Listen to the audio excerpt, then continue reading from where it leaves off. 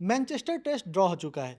Team India ने जिस तरह से बैटल करके 5 सेशन यहाँ खेला और मैच को ड्रॉ किया, वो तो बहुत रोमांचक था। लेकिन उससे भी रोमांचक एक घटनाक्रम है, जिसमें जब 15 ओवर का खेल बाकी था, बेन स्टोक्स जो इंग्लैंड के कप्तान हैं और इस मैच के मैन ऑफ द मैच भी हैं, वो जाते हैं रविंद्र जडेजा के पास और उस वक़्त जडेजा 89 रन पे खेल रहे थे और जाकर के उन्होंने जडेजा से कुछ कहा और उसके बाद जडेजा ने मना कर दिया। इस पूरे घटनाक्रम में क्या हुआ नहीं हुआ और जडेजा जिनके लिए हम जितनी भी तारीफ़ की जाए उनकी कम है। क्योंकि जिस तरह से उन्होंने लॉर्ड्स में खेला उसी तरह से उन्होंने मैनचेस्टर में भी खेला। तो रवि सबसे पहले तो उस घटनाक्रम के पे आते हैं हम, जो जी, वो पूरा घटनाक्रम हुआ क्या था? बिल्कुल, जैसा कि आपने बताया कि 15 ओवर का गेम बचा हुआ था। 15 जी। ओवर मतलब जो थे वो आपके आज के दिन के खेल के बचे हुए थे।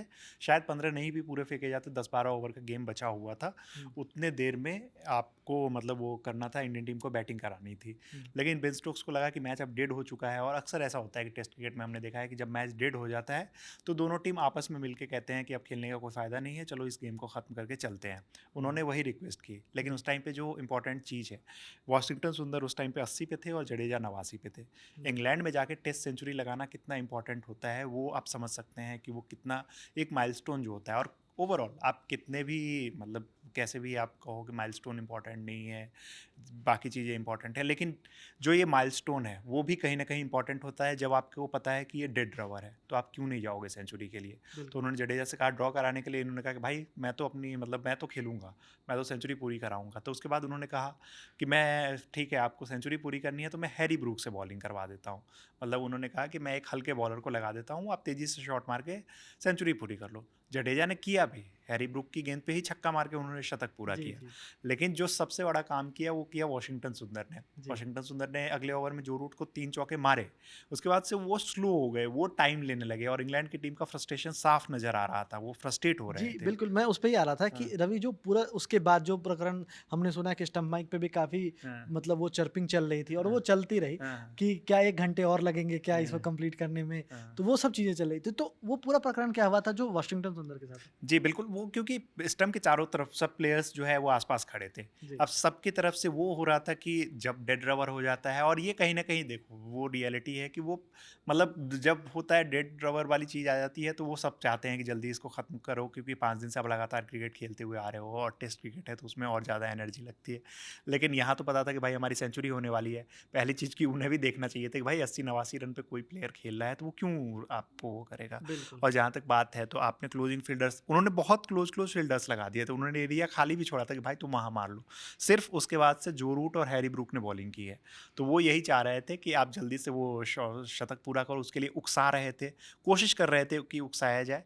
जडेजा ने थोड़ी अग्रेसिव बैटिंग की भी, वो मतलब जिस तरीके से शॉट्स लगा रहे थे, हमने बीच में भी देखा कि कई बार ओवर स्टेप्स करके उन्होंने शॉट्स लगाए।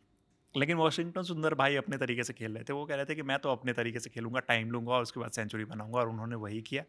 दोनों की सेंचुरी हुई और बहुत ही बेहतरीन पारी रही है ये दोनों की। केएल राहुल और शुभमन गिल ने पहले ये किया, 3 सेंचुरी इस इनिंग में टोटल लगी, और उसके बाद इन दोनों ने जो पारी खेली है वो, ये कल भी मैंने वीडियो में आपको कहा था कि अगर इस टेस्ट मैच को हम लोग ड्रॉ करा ले रहे हैं तो ये एक ऐतिहासिक ड्रॉ होगा जिसे लंबे समय तक याद रखा जाएगा। जैसे बिल्कुल, नेपियर में एक बार गौतम गंभीर ने बिल्कुल, बिल्कुल। ऐतिहासिक पारी खेली थी, 2.5 दिन तक लगभग बैटिंग की थी, तो कुछ ऐसा ही है। 5 सेशन आप बैटिंग कर रहे हो और निकाल के ले जा रहे हो, नहीं, तो ये 5 बहुत सेशन बैटिंग इम्पोर्टेंट कर है। रहे वो एक जगह है और पहले ओवर में 2 विकेट गँवा देना बिल्कुल। और उसके बाद फिर एक लंबी पार्टनरशिप और पहले सेशन में आज अगर आज की बात करें तो पहले सेशन में दोनों जो सेट बैटर थे आपके, वो केएल राहुल पहले घंटे में आउट हो गए और लंच से पहले हुँ, शुभमन गिल आउट हो गए। हुँ, लेकिन उसके बाद जो ज़िम्मेदारी थी कि आपको पता है कि इसके बाद लोअर ऑर्डर में नहीं है, ऋषभ बिल्कुल, पंत को आप नहीं चाहोगे कि उस बिल्कुल, बैटिंग टूटे करें। पैर से दोबारा वो बैटिंग करने आए। तो वो ज़िम्मेदारी जो होती है, वो उसे जडेजा मतलब मैंने ल वही कहा कि लॉर्ड्स में भी हमने देखा, फिर यहाँ देखा। रवि मैं आंकड़े पे अगर बात करें ना तो इस पूरे जितनी भी इस पूरी टूर की अगर बात करें तो 113 का एवरेज है जडेजा का।